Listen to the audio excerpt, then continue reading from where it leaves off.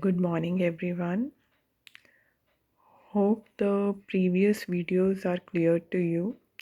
So, next we are going to start with the heterotrophic mode of nutrition. Have you ever heard of plants that get nutrition in any other way instead of photosynthesis?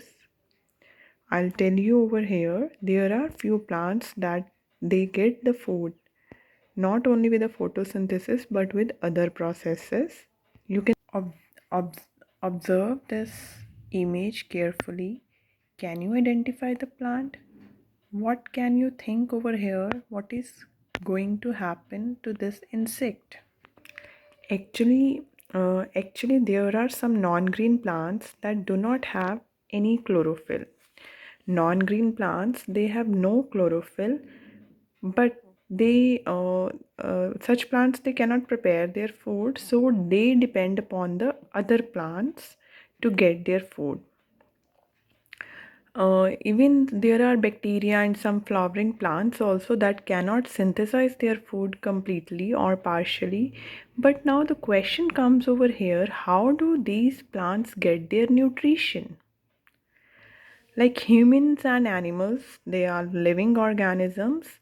These plants also depend on the food prepared by other plants or other animals. Like in the autotrophs we have discussed, they prepare their own food. So such organisms. So how do these plants get their food? From the plants or any other animals? Such organisms we call it as the heterotrophs. And this the word heterotrophs, such organisms we call it as the heterotrophs. Heterotrophs again consist of the two words. Hetero meaning here is different and trophos meaning is nourishment. Examples of the heterotrophs are bacteria, fungi, etc. These organisms, they depend on other plants or animals for their nutrition, and such a mode of nutrition is called as the heterotroph mode of nutrition. What we call it as the heterotrophic mode of nutrition. Different heterotrophs, they follow different modes of nutrition and have different ways to take food, to intake the food. So based on the ways of their food intake, the heterotrophic plants, they are grouped in as follows. First one are the parasitic plants, second one saprophytes, third insectivorous plants, and then we have symbiotic plants. One by one we'll discuss them in details. Firstly, we are going to discuss about the parasitic plants. Parasitic plants, they are the non-green plants which live and feed on other living organisms, and the mode of nutrition is called as the parasitic nutrition. In this, the living organism from which these plants derive their food, we call it as the host. What do we call it as the host? And these parasite plants, they do not cause any harm to the host. So however, if they'll take more amount of the food from the host, they will cause host to die. So here parasitic plants are again divided into two categories: total parasite and partial parasite. The word total parasite, total itself says, means this is the parasite that is totally dependent on the host for food. That's why it is called as total parasite. Few examples of this total parasite are bacteria, fungi, and dodder. Here I'll show you one diagram.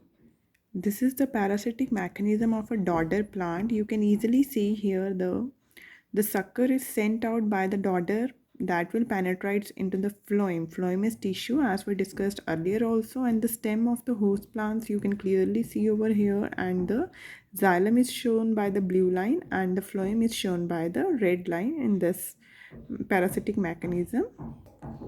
The dodder has special yellow colored sucking roots, which we call it as the hostoria, that attach itself to the stem and branches of the host plants.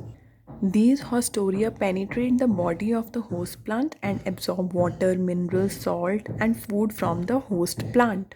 Once they will get the food from the host plant and they will lose their roots. As they do not prepare their own food means their leaves do not have any chlorophyll, so their leaves are reduced to minute scales. Now the second type of the parasitic plants are the partial parasite. Mistletoe, it is the common example of the partial parasite.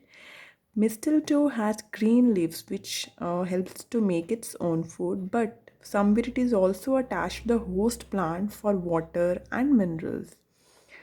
So, a parasite, this mistletoe, is partially dependent on the host for its food, and that is why we call it as the partial parasite.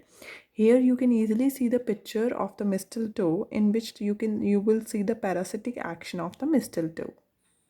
That is the parasitic action of the mistletoe, in which you can see the leaf of the mistletoe, and these white balls, we can say we call it as the mistletoe berry.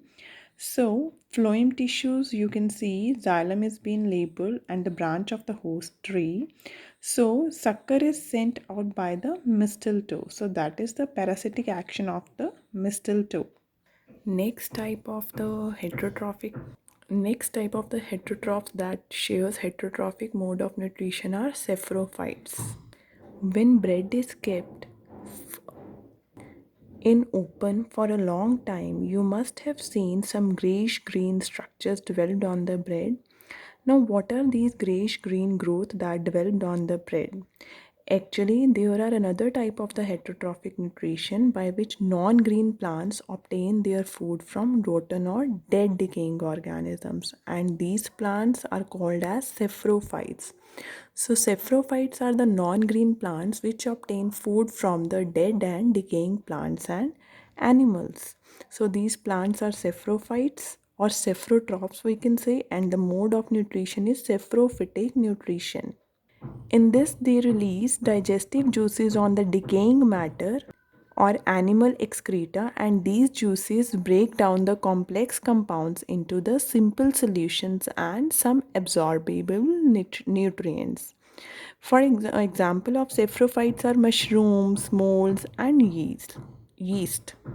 Now the question comes, how fungi develop on rotten materials? We will see here in the diagram. Fungal spores, they are present in air, but when they land on wet and warm things, they germinate and grow.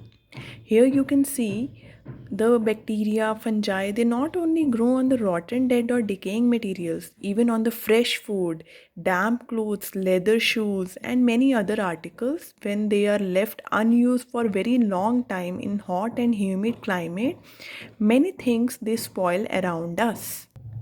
Now, saprophytes have very important point. Actually, they help in renewing fertility of soil. Now, how saprophytes can help in renewing the fertility of soil?